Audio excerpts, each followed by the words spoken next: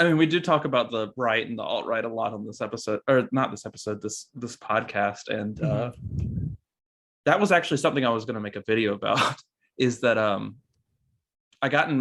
was thinking on Twitter this week, and people were talking about like new anti-SJW stuff, which is like it's like 2013, 2016 stuff. And I watch it. It's very lazy content of the channel they uploaded. Which is just like it's going over like Dr. Phil and stuff like that of like critical race theorists versus like James Lindsay. And then the guy shows himself and he's just like, that's right, that's how you argue. In like the straightest way possible. And then he cuts back to the clip. Like it's extremely lazy content to the point where I can't tell if it's a troll or not. Yeah. Like but I was thinking about that and I was like, wait, it's 2022 now.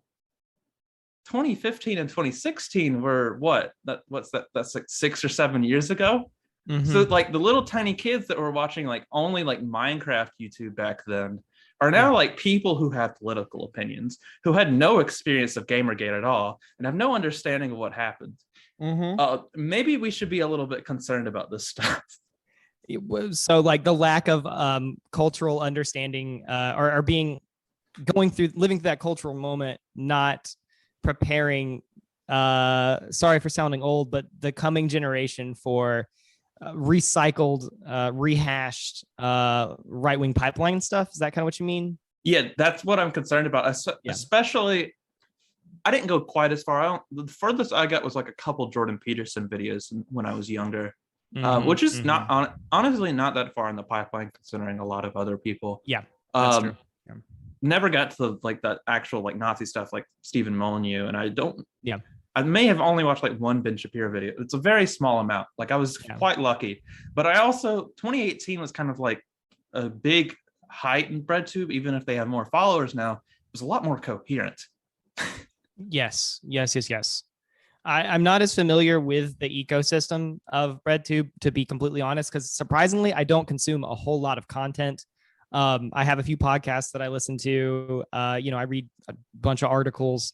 Every now and then I'll pick up a good book, but I am somewhat aware that compared to like 2016, 2017, that community has actually expanded a lot, and there's a lot of diversity in creators. A lot of people seem to focus on like one or two big ones, like, oh, this one or two creator is BreadTube. It's like, no, it's a fairly large conglomerate of pretty, I know you said coherent, but I would almost say that it seems like it's got a lot of diversity in it too. Does that make sense? Maybe coherent and like it's all. Well, I was mentioning about 3 or 4 years ago, it was a lot more coherent when smaller, which I think it benefited from a little bit. There's too much there's so much infighting now. I see what you're saying. I got that backwards, but yeah, that makes more sense. And I do think the one of the main questions I think we were going to go over is, where does the left go from now? How do we achieve socialism or whatever? These big ass questions. And I think this random guy gonna answer it tonight, baby. Yeah, welcome. The guy with 151 YouTube subscribers is going to answer you how to do socialism in 10 easy steps. Number 1. The government pays for stuff. Yeah, government pays for stuff. 2 through 9, I don't know. Number 10, socialism. There you go. Hey, congratulations. I think I got no, I left my confetti downstairs. Never mind. I'm sorry.